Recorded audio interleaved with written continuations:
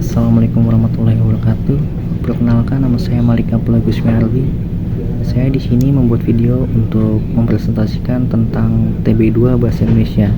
Yang saya mengangkut temanya itu UKBI, atau yang bisa disebut dengan Uji Kemahiran Berbahasa Indonesia. Jadi, apa itu UKBI? UKBI adalah sebuah proses untuk menilai dan mengukur kemampuan seseorang dalam menggunakan bahasa Indonesia dengan baik dan benar. Nah, di sini saya akan membahas lebih rinci tentang apa itu UKBI. Jadi, UKBI mempunyai 4 struktur ya. Yang pertama itu adalah kemampuan membaca. Jadi, kemampuan membaca itu mampu mengkomunikasikan pikiran dan ide secara lisan dalam bahasa Indonesia. Yang kedua itu ada kemampuan menulis, mampu menyampaikan pikiran dan ide secara tertulis dengan menggunakan bahasa Indonesia yang baik dan benar. Yang ketiga ada kemampuan mendengarkan, mampu memahami percakapan atau teks lisan dalam bahasa Indonesia. Dan yang keempat ada kemampuan membaca, mampu memahami teks tertulis dalam bahasa Indonesia termasuk memahami makna dan detail dari teks tersebut. Oke, lanjut dari pembahasan sebelumnya. Jadi di sini saya akan menjelaskan tujuan dan manfaat UKBI. Nah, di sini tuh ada menilai sejauh mana seseorang menguasai bahasa Indonesia dalam 4 keterampilan utama, yaitu berbicara dan menulis. Nah, di sini itu merupakan tujuan dari UKBI tersebut. Yang kedua itu ada manfaat. Manfaatnya itu memberikan standar yang objektif untuk menilai kemahiran berbahasa Indonesia dan memastikan hasil penilaian yang bagus. Lanjut, terdapat jenis-jenis UKBI. Jenis-jenis UKBI itu ada uji kemahiran berbicara, yang kedua ada uji kemahiran menulis, yang ketiga ada uji kemahiran mendengarkan, yang keempat ada uji kemahiran membaca.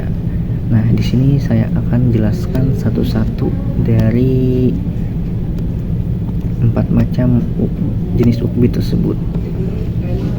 Nah, dari uji kemahiran berbicara, saya deskripsikan uji ini mengukur kemampuan seseorang dalam berkomunikasi lisan dalam berbahasa Indonesia. Yang kedua ada uji kemahiran menulis, yang saya deskripsikan juga. Uji ini menilai kemampuan seseorang dalam menulis teks dalam berbahasa Indonesia. Yang ketiga ada uji kemahiran mendengarkan. Uji ini mengukur kemampuan seseorang dalam memahami percakapan atau teks lisan dalam bahasa Indonesia. Yang keempat ada uji kemahiran membaca. Uji ini menilai kemampuan seseorang dalam memahami dan menganalisa teks tertulis dalam bahasa Indonesia. Lanjut dari topik sebelumnya, di sini saya akan menjelaskan bagaimana sih struktur UKBI.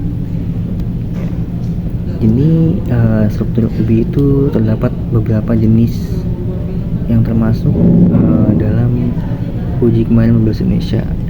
Yang pertama itu ada skor dan penelitian, yang kedua ada format teks, yang ketiga ada waktu dan persyaratan, yang keempat ada kriteria kelulusan atau skor minimum.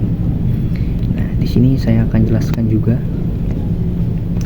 Jadi skor dan penilaian itu yang pertama ada format tes.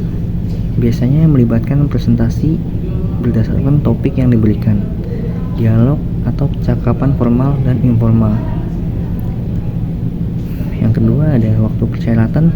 Setiap jenis tes memiliki waktu yang ditentukan untuk diselesaikan.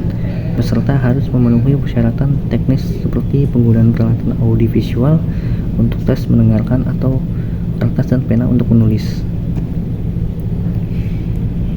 Yang ketiga ada kriteria kelulusan atau skor minimum.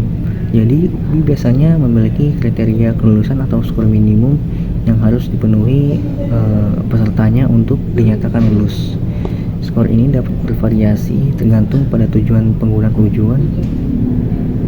Skor ini dapat bervariasi tergantung pada tujuan penggunaan ujian. Misalnya untuk masuk perguruan tinggi nih, atau kualifikasi pekerjaan tertentu.